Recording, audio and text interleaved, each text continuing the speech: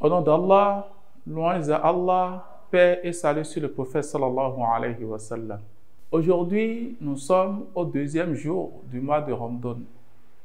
Chers frères, sœurs, adorateurs d'Allah, nous allons en quelques minutes nous entretenir sur quelques mérites du mois de Ramadan.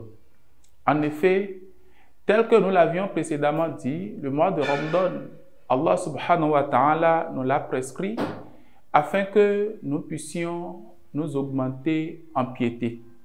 Il a dit, Ya ayyuhalladhina amanu, ô vous qui avez cru, kutiba alaykumus siyam, le jeûne vous a été prescrit. Kama kutiba ala alladhina min qablikum, tel qu'il a été à ceux d'avant vous, la'allakum tattaqun, afin que vous puissiez vous augmenter en crainte, afin que vous puissiez craindre plus Allah subhanahu wa ta'ala. Ce qui fait que le tout premier mérite qu'on pourrait attribuer au mois de Ramadan, c'est la crainte d'Allah subhanahu wa ta'ala. Et lorsqu'on parle de la crainte d'Allah, beaucoup de choses en découlent. C'est pour cela que nous allons aborder le second mérite très important du mois de Ramadan, qu'est la patience. En effet, le jeûne conduit son auteur à s'armer plus de patience en jeûnant, en faisant l'effort, malgré qu'on a faim, de ne pas manger, malgré qu'on a soif, de s'abstenir de boire. On voit son épouse en pleine journée de jeûne, mais par la crainte d'Allah subhanahu wa ta'ala, on prend patience et on ne fait pas l'amour avec elle, on attend jusqu'au soir. Et cette patience, lorsque le serviteur l'aura observé le premier jour, le deuxième jour, jusqu'à la fin du mois de Ramadan, ça augmente même la force que la personne détient.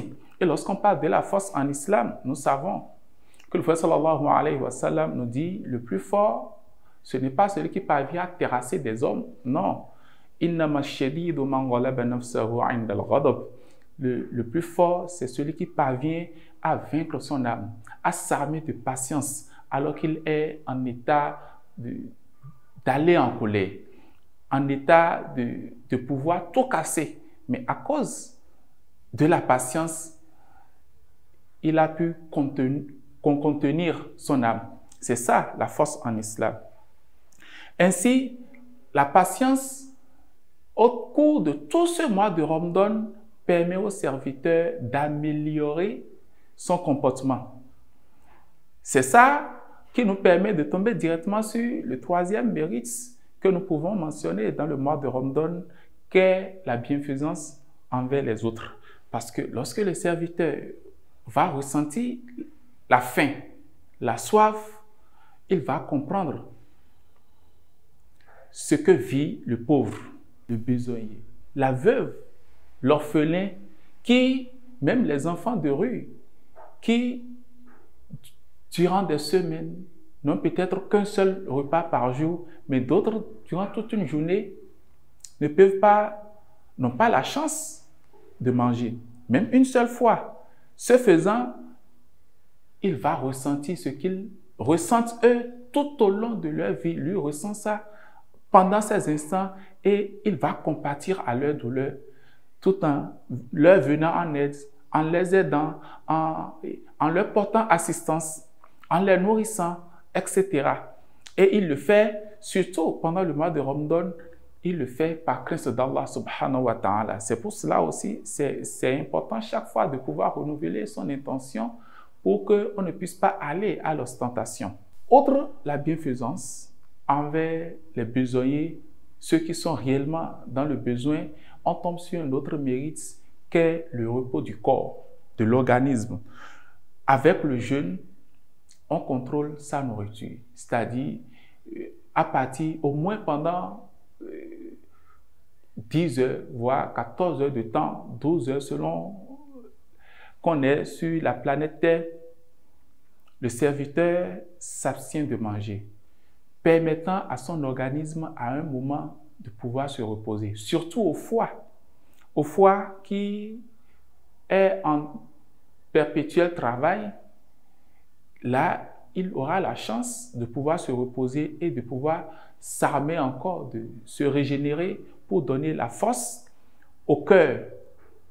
Pour donner la force au cœur, et nous tombons ainsi sur un autre mérite qui est la protection du cœur. Normalement, ceux qui jeûnent régulièrement ont moins de problèmes cardiaques. Lorsque vous jeûnez, tel que c'est prescrit par Allah subhanahu wa ta'ala, et que vous jeûnez régulièrement, vous êtes préservé de beaucoup plus de problèmes cardiaques que ceux qui ne jeûnent pas. Nous allons nous en arrêter tout en évoquant Allah subhanahu wa ta'ala de nous permettre de vivre ce mois de Ramadan dans la piété, dans la tranquillité, dans la sérénité et surtout dans une ambiance de ferveur. Avant de vous quitter, je vais une fois de plus vous demander d'aimer et de vous abonner à notre chaîne Al-Akhbar Web TV pour continuer par suivre nos émissions. Merci et que la paix d'Allah subhanahu wa ta'ala, sa miséricorde et sa bénédiction soient sur chacun et sur tous.